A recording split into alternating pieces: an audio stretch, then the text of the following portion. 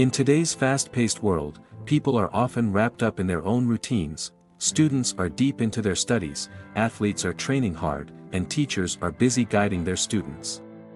With so many mobile apps for staying connected, we'd like to introduce you to Snapchat in this video.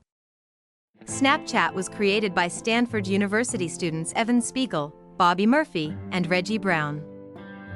Officially launched on July 1, 2011. Initially, it was called Peekaboo but was rebranded as Snapchat shortly after. The app's core feature was its self-destructing messages, allowing users to send photos and videos that would disappear after being viewed. This unique selling point set it apart from other social media platforms.